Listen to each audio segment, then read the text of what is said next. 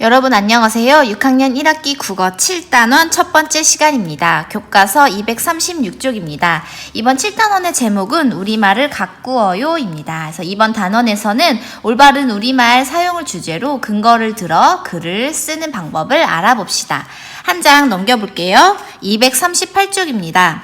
자신의 언어 생활을 점검해 봅시다. 대화를 보고 자신의 언어 생활을 생각해 봅시다.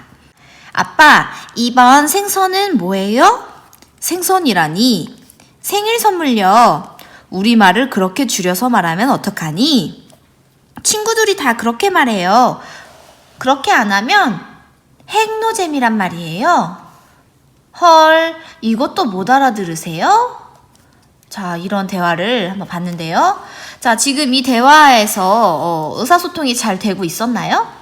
네, 잘 소통이 되지 않는 것 같아요. 아빠가 이해를 못 하시는 것 같았어요. 자, 그러면 첫 번째 물음 봅시다. 여자아이는 왜 1과 같은 말을 사용했을까요? 1에서 아빠, 이번 생선은 뭐예요? 이 생선은 어떤 뜻이죠? 생일 선물의 줄임말이네요. 생일 선물. 이렇게. 자, 근데 아빠가 이해한 생선은 진짜 우리 먹는 이 물고기 생선이었죠? 그래서 여자아이는 왜 이 말을 사용했을까요? 친구들이 다 그렇게 말해요. 그렇게 안 하면 핵노잼이란 말이에요. 네, 친구들이 다 그렇게 얘기를 해서 친구들이 많이 사용하는 말이라서 또는 핵노잼이라고 했으니까 하는 말이라서 그렇게 말하면 재미있어서도 되겠죠? 재미있어서.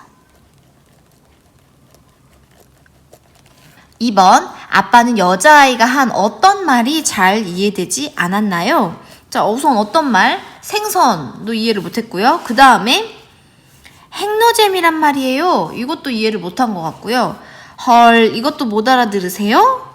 이 헐도 뭔가 못 알아들으신 느낌이 있어요. 알아들으셨을 수도 있지만. 자, 그럼 여기다 한번 써볼게요. 우선 생선, 핵노잼, 헐.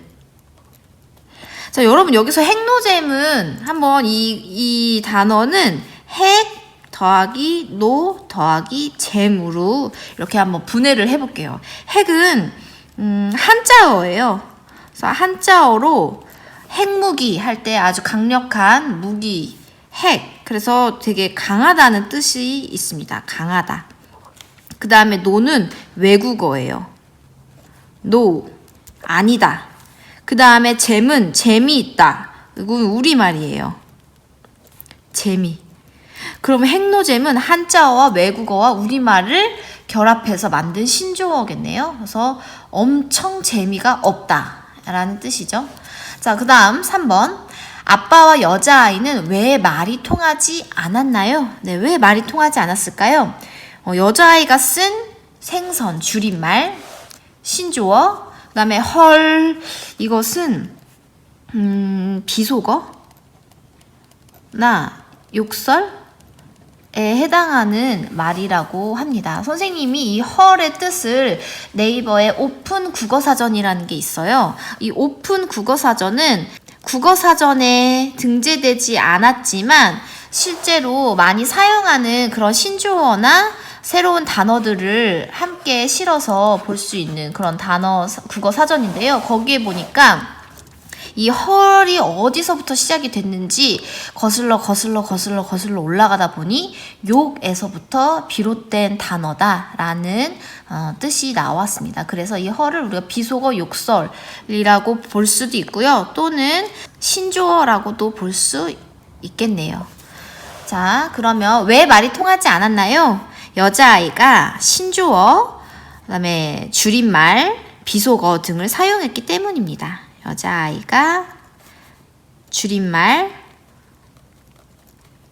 신조어, 비속어를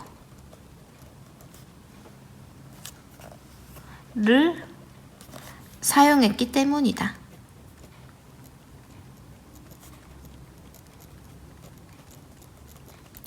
자, 여러분도 이처럼 어른이나 부모님과 대화를 할 때 나도 모르게 줄임말, 신조어, 비속어를 사용해서 의사소통이 안 된 그런 경험이 있었나요? 네, 그런 경험을 떠올리면서 자신의 언어 생활을 한번 반성해 봅시다. 자, 그러면 교과서 239쪽입니다. 2번. 그림을 보고 자신의 언어 생활을 떠올려 봅시다. 자, 이 1번 그림을 보니까 이 친구들이 지금 무엇을 하고 있나요? 피구를 하고 있는 것 같아요. 피구 경기를 하고 있는데 지금 이쪽 팀이 9점, 이쪽 팀이 4점으로 여기가 이기고 있네요. 자, 그 다음에 2번 대화를 한번 봅시다. 소련아, 너희 모듬은 그 정도밖에 못하니? 그냥 기꺼나지 그래?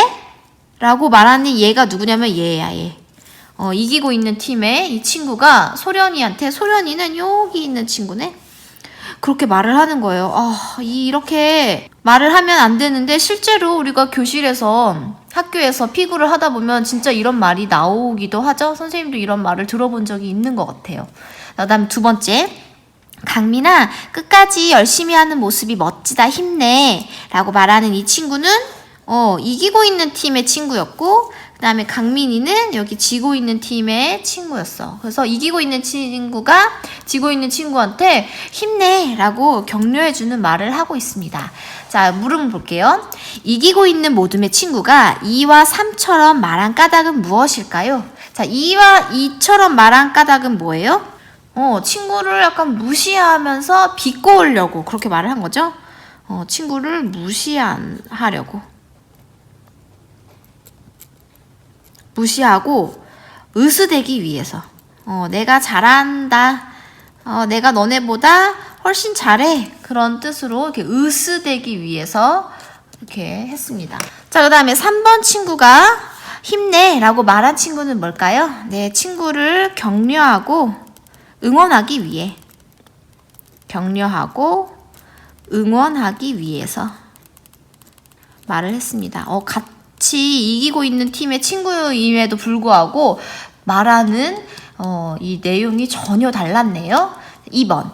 2와 3에서 말하는 친구는 각각 어떻게 말했나요? 이 친구는 어떻게 말했어요? 되게 비아냥대듯이 말을 하는 거예요. 비아냥대고 비꼬듯이. 너희 모두는 그것밖에 못하니? 그냥 기꺼나지 그래? 비꼬듯이. 3번에 있는 친구는 끝까지 열심히 하는 모습이 멋지다, 힘내 하면서 친구에게 힘을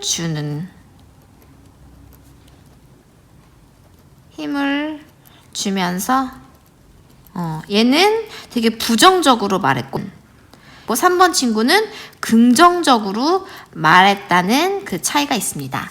자, 다음 2와 3에서 소련이와 강민이의 마음은 각각 어땠을까요? 자, 소련이의 마음은 어땠을까요? 너희 모두 그거밖에 못하니? 이런 말을 들었을 때 굉장히 언짢고 기분이 나쁘겠죠? 기분이 나쁘다. 그 다음에 강민이는 이런 말을 들으니까 힘이 나고 기분이 좋을 것 같아요. 자, 그럼 이의 그림을 본 뒤 자신의 언어 생활은 어떠한지 경험을 말해봅시다. 언어 예절을 지키면서 대화한 경험이 있나요? 언어 예절에 어긋나게 대화한 경험이 있나요? 네, 여러분들 경험을 한번 떠올려 보세요. 자, 한 장 넘겨봅시다. 240쪽입니다. 자신의 언어 생활을 점검해 봅시다. 자신은 평소에 어떤 말을 자주 사용하나요? 여러분이 평소에 자주 쓰는 말, 어떤 말을 사용하는지 한번 써볼까요? 선생님은 평소에 좀 외국어를 많이 사용하는 것 같아요. 예를 들면 물병이나 보온병을 텀블러라고 말을 한다든지, 아니면 뉴스를 보다가 팩트체크라는 말이 있는데요. 이 팩트는 사실이라는 뜻의 영어고 체크는 확인이라는 뜻의 영어인데, 사실 확인이라고 하면 되는데 팩트체크라고 말을 한다든지, 아침에 굿모닝 인사를 빠이빠이 이렇게 한다든지, 이렇게 외국어를 좀 많이 쓰는 것 같아요. 여러분은 어떤 말을 자주 사용하는지 한번 생각해 봅시다. 자, 다음 자신의 평소 언어 생활을 생각하며 언어 생활 자기 점검표를 써보세요. 자, 부침 4에 언어 생활 자기 점검표를 한번 뜯어봅시다. 자, 이렇게 생겼습니다. 자, 언어 생활 자기 점검표가 있고, 자, 여기 초록색 부분과 분홍색 부분이 있는데요. 지금 예시를 보면 나는 외국어를 사용한다. 나는 줄임말을 사용한다. 나는 욕설이나 비속어를 섞어서 말한다. 즉 여기 초록색 부분은 부정적인 언어생활 상태를 말하는 거고요. 그 다음에 아래 나는 다른 사람을 배려하며 말한다. 나는 긍정하는 말을 사용한다. 나는 올바른 우리말을 사용한다. 여기는 긍정적인 언어 생활 상태를 말을 합니다. 그럼 여러분이 이제 스스로 한번 횟수를 하루에 얼만큼 사용하는지 한번 세어볼게요. 먼저 단원 학습 전과 단원 학습 후가 있는데 이게 오늘 첫 시간이니까 이건 오늘 한번 써보고요. 이 단원 학습 후는 제일 마지막 시간에 한 번 더 확인을 해보도록 하겠습니다. 그래서 여기 페이지에다가 240쪽에다가 테이프로 또는 풀로 잘 한번 붙여보세요. 떨어지지 않게 한번 잘 붙여봅니다. 이렇게 해서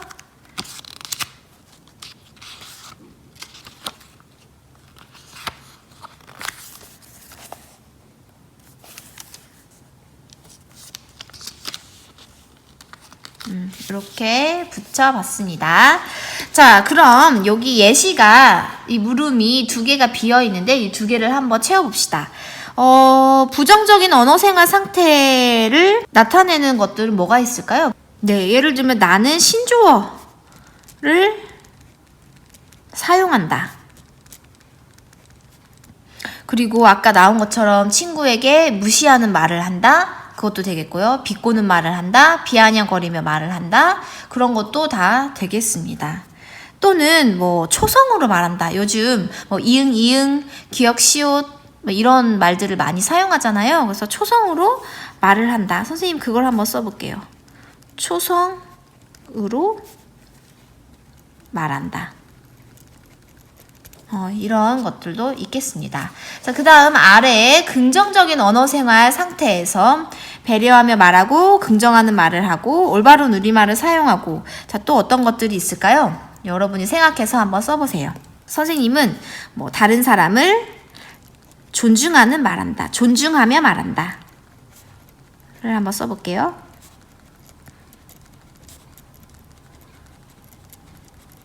그리고 다른 사람을 격려하거나 칭찬하는 말을 한다. 써볼게요. 다른 사람을 격려하거나 칭찬하는 말을 한다. 자, 이렇게 해서 본인이 하루에 외국어를 몇 번이나 사용하는지 또 줄임말을 몇 번 사용하는지 비속어, 욕설, 신조어, 초성 한번 세보고요. 그 다음 배려하며 말하기, 긍정하는 말하기, 올바른 우리말, 존중하며 말하기, 격려하거나 칭찬하는 말하기를 몇 번 사용하는지 여기 단원 학습 전에다가 한번 써보도록 하세요. 자, 그럼 다음으로 넘어가겠습니다. 241쪽입니다. 자, 이에서 쓴 언어생활 자기점검표를 보고 자신의 언어생활 상태가 어떠한지 질문을 만들어 스스로 묻고 답해보세요. 자, 질문을 만들기 전에 여기에 있는 책 선생님, 안경 박사가 아니고 책 선생님이라고 댓글에서 알려줬어요. 책 선생님이 뭐라고 말하는지 한번 볼게요. 언어생활 상태에서 바람직한 점을 답하도록 질문을 만들어봐요. 언어생활 상태에서 고칠 점을 답하도록 질문을 만들어봐요. 세 번째, 앞으로 자신의 언어생활을 어떻게 하면 좋을지에 대한 생각을 들을 수 있는 질문을 만들어봐요. 그래서 요 세 가지 질문을 한번 만들어 봅시다. 그러면 나의 언어생활에서 바람직한 점은 무엇인가요? 이렇게 질문을 만들 수 있겠고요. 한번 써볼까요? 나의 언어생활에서 바람직한 점은 무엇인가요? 바람직한 점을 여기다가 한번 써보세요. 그 다음에 두 번째, 나의 언어 생활에서 고칠 점은 무엇인가요? 자, 이렇게 고칠점을 여기다 한번 써보고요. 그 다음 언어 생활을 어떻게 하면 좋을지에 대한 생각을 들을 수 있는 질문. 앞으로의 언어 생활을 어떻게 하면 좋을까요? 이렇게 질문하면 되겠죠? 앞으로의 언어 생활을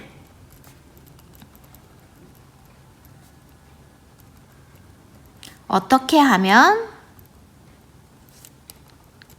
좋을까요? 네, 그거에 대한 답을 여러분이 각자 한번 써보도록 하겠습니다. 자, 여기까지 잠시 멈추고 써보고요. 다 쓴 친구는 다음으로 넘어가 봅시다. 앞으로 자신의 언어 생활을 어떻게 하면 좋을지 선언문을 만들고 친구들 앞에서 발표해 보세요. 자, 부침 5의 언어 생활 선언문 쓰기 자료를 활용해 봅시다. 자, 여기 친구들이 나는 앞으로 무시하는 말을 안 하도록 노력할 거야. 또 여기는 함부로 말하지 않겠다고 노력할 거야. 다짐을 하는 게 좋겠어. 이렇게 되어 있습니다. 자, 부침 5를 한번 보면 이렇게 나와 있어요. 언어 생활 선언문. 나 땡땡땡은 다음과 같이 언어 생활을 하겠다고 선언합니다. 첫째, 저는 무슨 언어를 사용하겠습니다. 둘째, 저는 무엇을 사용하지 않겠습니다. 셋째, 저는 언어 생활을 어떻게 하겠습니다. 라는 식으로 여러분이 직접 언어 생활 선언문을 한번 써보도록 합시다. 자, 선생님은 여기에다가 이름 현쌤 이라고 적어볼게요. 여기다 여러분 이름을 쓰고 그 다음 자기가 잘 지켜지지 않는 것이나 자기한테 부족하다고 생각하는 것을 여기다가 다짐을 하면 더 좋겠죠? 그래서 선생님은 첫째, 외국어 대신 우리말을 사용하겠습니다.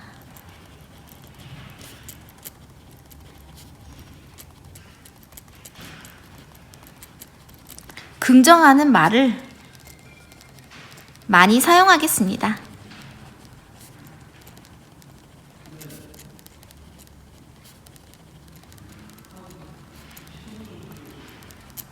그 다음 다른 사람을 격려하거나 칭찬하는 말을 많이 사용하겠습니다.